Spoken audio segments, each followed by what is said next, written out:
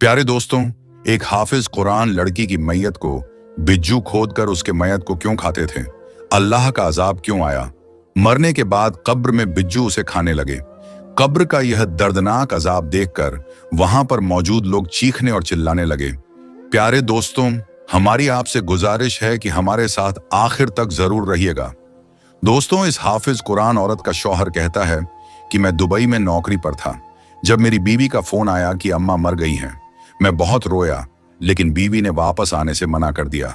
कहने लगी, इतने पैसे लगाकर जेवर बेचकर गए हो, मैं खुद तदाफीन करवा दूंगी। और फिर मेरी बीवी ने तदाफीन करवा दी। 5 साल बाद जब मैं वापस अपने घर लौटा तो मेरा दिल गम से बोझल था। घर पर मेरी माँ नहीं थी। मैं अम्मी की याद में दहाड़े मार मार कर रोया। यह बंगला नुमा घर मेरी बीवी ने बनवाया था। जैसे ही रात हुई तो अचानक रात को मुझे रोने की आवाजें आने लगी। मैं चौंक कर उठ गया और चलते चलते मैं उस घर के तहखाने तक पहुंच गया। यूं ही दरवाजा खुला तो आगे का मंजर देखकर मेरी चीखें निकल गई। जब मैं दुबई में काम पर था तो मेरी बीवी का फोन आया, अहमद अम्मा का इंतकाल हो गया है। ये वह अल्फाज थे जिन्होंने मेरे कदमों तले से जमीन निकाल दी थी। कितने लम्हे बेयकीनी के आलम में चुपचाप सुन रहा। फिर दोबारा से सायरा बोली, सुन रहे हो ना, अम्मा का इंतकाल हो गया है। बड़ी मुश्किल से मैं बोला, अम्मा का इंतकाल कैसे हो गया? अम्मी से मेरी बात हुई थी, वह बिल्कुल ठीक थी। सायरा बोलने लगी, बस रात को अचानक से उनकी सांसें रुक गई थीं। मैं अस्पताल लेकर गई, तब तक उनकी जान निकल गई। मैं तो खुद बड़े सदमे से गुजर रही हूं। मेरी आंखों के सामने ही अम्मा चली गई और मैं कुछ न कर सकी। मैंने पास के पड़ोस वालों से कह दिया है कि अहमद यहां नहीं है। आप ही लोग जल्द से जल्द तदफीन में मेरी मदद करें। यह सुनकर मैं चीख उठा और कहा कि मैं वापस आ रहा हूं। मेरे बिना अम्मा की तदफीन ना करना। मैं अम्मा का इकलौता बेटा हूं। यह हक सिर्फ मेरा है कि मैं उनकी तदफीन अपने हाथों से करूं। मगर सायरा ऐसी बातें ना करें। अम्मा को मैं इतनी देर नहीं रख सकती। वह बूढ़ी औरत है, उनकी मैयत खराब भी हो सकती है। अगर आप वापस आ भी जाएं तो तब तक अम्मा की तदफीन हो चुकी होगी। आप लाखों पैसा लगाकर वहां गए हैं और अब फिर वापस आने में लाखों रुपए लगेंगे। मैंने अपना जेवर सब कुछ बेचकर आपको भेजा है। वापस आओगे तो सब बर्बाद हो जाएगा। हमारे बच्चे क्या खाएंगे? आप काम पर तवज्जो दें और अम्मा के ई साले सवाब के लिए वही कुछ पढ़ लें। आपके वापस आने से अम्मा तो वापस लौट कर नहीं आएंगी, लेकिन आपको बहुत बड़ा नुकसान जरूर होगा। सायरा एक लफ्जों में मुझे वापस आने से मना कर दिया। वह कह रही थी कि उसने पड़ोस वाले रहीम से कहकर सारा इंतजाम कर दिया है। उसने बस मुझे कुछ पैसे भेजने को कहा और मैंने उसी वक्त सायरा के अकाउंट में पैसे भिजवा दिए। अम्मी के मरने के बाद मेरे लिए काम करना मुश्किल हो चुका था। अम्मी के अचानक इंतकाल ने मुझे तोड़कर रख दिया।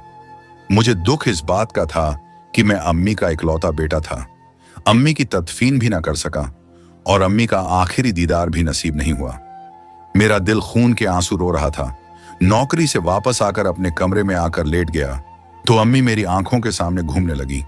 मेरी माँ का शफीक चेहरा मुझे बेचैन कर गया। अब्बा के इंतकाल के बाद अम्मा ने माँ के साथ साथ बाप बनकर मुझे पाला था। सुबह से शाम तक लोगों के घरों में काम किया करती थी और फिर बाकी सारा वक्त मेरी पढ़ाई और घर पर तवज्जो देती थी। मैं सिर्फ 14 साल का था जब अब्बा इस दुनिया से चले गए थे। उसी वक्त से मेरी माँ ने लोगों के घरों में काम करना शुरू कर दिया था, जबकि मैं ऐसा नहीं चाहता था। मैंने कई बार अम्मा से कहा कि मैं पढ़ाई छोड़कर किसी दुकान पर काम करने के लिए लग जाता हूं, कोई भी मजदूरी कर लेता हूं, लेकिन अम्मी ना मानी। अम्मी का एक ही ख्वाब था कि मैं अच्छा पढ़ूं और अपना मुस्तकबिल बेहतर करूं। अम्मी मुझे किसी मेहनत मशक्कत में डालकर पढ़ाई से दूर नहीं करना चाहती थी और इसके लिए अम्मी ने खुद को दिन रात की भट्टी में झोंक दिया था। शदीद बुखार की हालत में भी वह मुस्कुराते हुए मुझे स्कूल भेजकर खुद काम पर चली जाती थी और मेरे सामने कभी अपनी तकलीफ का इजहार नहीं किया था। लेकिन अपनी माँ की शक्ल देखकर मुझे पता चल जाता था कि मेरी माँ बीमार है। मेरी अम्मी ने ऐसे ही दिन रात मेहनत मजदूरी करके मुझे कॉलेज में पहुंचा दिया। कॉलेज के दिनों में भी मैंने नौकरी की बात की कि अम्मी अब तो आप आराम करें, आप बीमार रहने लगी हैं। मैं कोई नौकरी कर लेता हूं तो अम्मी ने साफ मना कर दिया। कहने लगी, बस तू पढ़ाई कर और मैं कुछ नहीं चाहती, मेरी यही ख्वाहिश पूरी कर दो। यही मेरा ख्वाब है कि मेरा बेटा पढ़ा लिखा इंसान हो और बड़े ओहदे पर बैठा हो। मैंने अम्मी से कहा, मैं जवान हूं, साथ नौकरी भी कर सकता हूं और पढ़ाई भी। लेकिन अम्मी कहने लगी कि मैं चाहती हूं तुझे अच्छे स्कॉलरशिप मिले, तू अच्छे नंबरों से पास हो। तेरे अब्बू का भी यही ख्वाब था कि हमारा बेटा पढ़ लिख कर काबिल इंसान बने। तेरे अब्बू ने सारी जिंदगी इस बात का दुख किया कि उन्होंने तालीम हासिल क्यों नहीं की थी, और मैं चाहती हूं कि तुझे कभी यह दुख ना देखना पड़े। मैंने अम्मी की इस बात को पल्ले से बांध लिया और खूब मेहनत करने लगा। अच्छे नंबरों से कॉलेज पास किया तो यूनिवर्सिटी में स्कॉलरशिप मिल गई। मैंने अपनी इंजीनियरिंग पूरी की और साथ साथ नौकरी भी शुरू कर दी। आहिस्ता आहिस्ता नौकरी अच्छी होती गई और मुझे अच्छी खासी तनख्वाह मिलने लगी। इस तरह घर के हालात बदलने लगे और अम्मी भी घर में आराम करने लगी। फिर मैंने अम्मी को घर में मुलाजिम भी रखवा दी। अम्मी तो मुझे मना करती रही कि घर में मुलाजिम की क्या जरूरत है, हम दो ही तो लोग हैं। लेकिन मैं चाहता था कि मेरी माँ ने सारी जिंदगी जितनी मेहनत की है अब उतना ही आराम करें। अम्मी के चेहरे पर मुझे कामयाबी देखकर जो खुशी, मैं अपनी माँ को हंसता मुस्कुराता देखना चाहता था।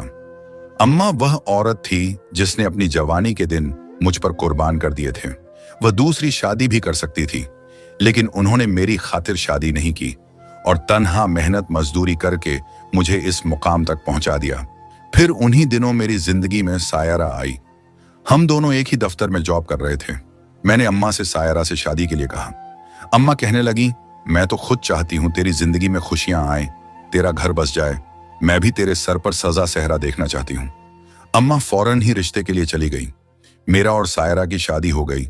मेरी बीवी बनकर हमारे घर में आ गई और फिर मुझे लगा जैसे सब कुछ मुकम्मल हो गया है। लेकिन यह मेरी गलतफहमी थी। शादी के कुछ दिनों बाद मेरे और सायरा के झगड़े शुरू हो गए। वह छोटी छोटी बातों पर लड़ती झगड़ी थी। मैं दफ्तर से आकर कुछ वक्त अपनी माँ के साथ गुजारता तो यह बात उससे बर्दाश्त नहीं होती। मेरी माँ कभी मुझे अपने पास बुलाकर अपनी कोई जरूरत बयान करती तो इस पर भी सायरा झगड़ना शुरू कर देती। वह हमेशा यही कहती थी कि आपकी माँ मुझे सुकून से 2 घड़ी आपके पास बैठने भी नहीं देती, जबकि मेरी माँ मुझे बहुत कम ही बुलाया करती थी। मैं खुद ही अपनी माँ के पास जाकर बैठता था क्योंकि वह तन्हा थी। उनका मेरे सिवा कोई भी इस दुनिया में नहीं था। तो अम्मा को मेरे साथ की जरूरत थी। सारी जिंदगी मेरी अम्मा ने मेरे पीछे कुर्बान की थी। एक दिन सायरा से झगड़ा इतना बड़ा हुआ कि अम्मा कमरे में आ गई। कहने लगी, क्या बात है बेटे, क्यों बहू के साथ झगड़ा कर रहे हो? यह सुनकर सायरा कहने लगी कि यह आपकी सिखाई हुई बातें हैं जो शौहर हर बात पर मुझसे झगड़ा करता है। आप जो इन्हें लेकर बैठ जाती हैं और फिर इनके कान भरती हैं, इसी के बदले में यह सब कुछ होता है। मैंने जब सायरा के मुंह से यह बात सुनी तो जोरदार तमाचा उसके मुंह पर मार दिया। वह मेरी मां से जिस लहजे में बात कर रही थी, मेरे लिए यह बर्दाश्त के बाहर था। मेरी इस हरकत पर अम्मा ने मुझे एक जोरदार थप्पड़ मार दिया। कहने लगी, तुम्हारी हिम्मत कैसे हुई बीवी पर हाथ उठाने की? मैंने तुम्हारी यह तरबियत तो नहीं की थी।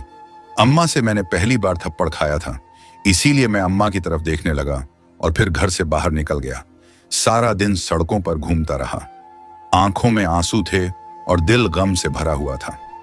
मेरी बीवी ने मेरी मां से जो बदतमीजी की थी वह लफ्ज मेरे कानों में गूंज रहे थे। मुझे सायरा पर इस कदर गुस्सा था कि मेरा घर वापस जाने को दिल नहीं चाह रहा था। आधी रात को वापस घर लौटा तो घर में दाखिल होते ही मेरी नजर अम्मा पर पड़ी। अम्मा मेरे इंतजार में जाग रही थी। मुझे देखते ही अम्मा ने मुझे अपने पास बुलाकर बिठाया और कहने लगी, बहू अभी नादान है, तुम्हें समझदारी से काम लेना चाहिए, उसका ख्याल रखा करो। अम्मा ने मेरे सर पर हाथ फेरा और कहने लगी, चलो जाओ जाकर सायरा से माफी मांग लो। उसने चाहे जो भी गलती की हो, लेकिन तुम्हें हाथ नहीं उठाना चाहिए था। मैंने अम्मा से कहा कि वह आपके साथ बदतमीजी कर रही थी। अम्मा कहने लगी, कोई बात नहीं, अभी नई नई हमारे घर आई हैं, कुछ दिनों बाद वह खुद ही संभल जाएगी। अम्मा के कहने पर मैंने कमरे में जाकर सायरा से माफी मांग ली तो उसने मुझे माफ कर दिया और फिर उस दिन के बाद से उसने मुझसे कोई झगड़ा नहीं किया, बल्कि उसका रवैया बिल्कुल ठीक हो गया। मेरा दिल भी सुकून से भर गया था। मैं यही तो चाहता था कि मेरी माँ और बीवी एक ही घर में एक साथ खुशी खुशी जिंदगी गुजारे। फिर अगले महीने मुझे पता चला कि सायरा माँ बनने वाली है, तो मेरी खुशी की इंतहा ना रही। लेकिन इस खबर के साथ सायरा एक नया दबाव डालना शुरू कर दिया। उसने इसरार करना शुरू कर दिया कि इस मुल्क में कुछ नहीं रखा। तुम परदेश की नौकरी करो, ज्यादा पैसा कमाओगे तो हम अच्छा घर बना लेंगे, फिर तुम वापस आ जाना। हमारे बच्चों के मुस्तकबिल का सवाल है। मैं हैरान हुआ क्योंकि नौकरी तो मेरी यहां पर भी काफी अच्छी थी, मगर वह बार बार यही कहती कि इतने पैसों में गुजारा मुमकिन नहीं है। हमें अच्छा घर बनाना चाहिए और बच्चों के मुस्तकबिल का सोचना होगा। बढ़ती महंगाई में बच्चों की पढ़ाई कैसे होंगी? अभी तो हम 2 लोग हैं, लेकिन आगे हमारी फैमिली बढ़ेगी तो घर के खर्चे बढ़ जाएंगे। मैं परदेश की जिंदगी नहीं गुजारना चाहता था। लेकिन फिर एक दिन वह रोते हुए कहने लगी, आप मुझे सुकून की जिंदगी देना ही नहीं चाहते, वरना मेरे कहने पर परदेश चले जाते। मेरे लिए भी आपके बिना रहना मुश्किल है, लेकिन यह हमारे मुस्तकबिल का सवाल है। उसके आंसू देखकर मैं पिघल गया था। मैंने अम्मा से बात की तो अम्मा का रंग पीला पड़ गया। उन्होंने मेरा हाथ पकड़कर कहा, मेरे बुढ़ापे के दिन हैं, कब आंख बंद हो जाए कुछ पता नहीं। मैं चाहती हूं कि तुम मेरे साथ ही रहो। यह बात सायरा के कानों में पड़ गई। वह अम्मा से कहने लगी, आप क्यों अपने बेटे के मुस्तकबिल में रुकावट बन रही है? आपने क्या इसीलिए सारी जिंदगी अपने बेटे को पढ़ाया लिखाया था, ताकि तरक्की करने के वक्त आप अपनी कुर्बानियां याद दिलाएं, उसे आप अपनी गोद में बिठा लें? अम्मी बोली, अगर तुम्हारा मुस्तकबिल प्रदेश में है तो तुम चले जाओ। और फिर अम्मी ने मुझे दोबारा ना रोका। मेरी सायरा से इस बात पर भी बहस हुई, लेकिन वह बिल्कुल खामोश बैठी रही। उसने आगे से कोई जवाब नहीं दिया और मैं अपना वीजा पासपोर्ट बनवाकर 2 महीने बाद प्रदेश के लिए रवाना हो गया। मेरी दुबई में नौकरी वाकई बहुत अच्छी थी और तनख्वाह भी इंडिया के 5 गुना ज्यादा थी, लेकिन मैं तो उन बच्चों में से था जो माँ के हाथ की सूखी रोटी खाकर भी खुश हो जाते हैं। मैं जब भी घर फोन करता तो अम्मी से जरूर इस बात का जिक्र करता कि मुझे उनके हाथ के खाने बहुत याद आते हैं। अम्मी भी मुझे बहुत याद करती। जब भी मैं फोन करता तो वह रोने लग जाती। फिर धीरे धीरे ऐसा होने लगा कि मेरी अम्मा से बात कम होने लगी। मैं जब भी फोन करता तो सायरा बताती कि अम्मी आराम कर रही है, वह सोई हुई है। मैं हैरान होता कि अम्मी इतना ज्यादा सोने क्यों लग गई हैं।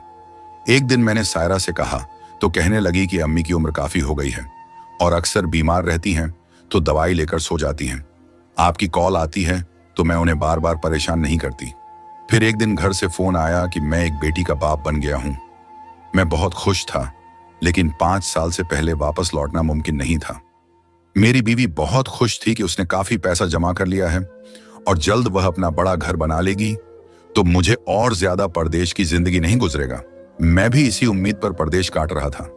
मैं बहुत खुश बैठा था कि 2 साल काम करके और वापस घर लौट जाऊंगा।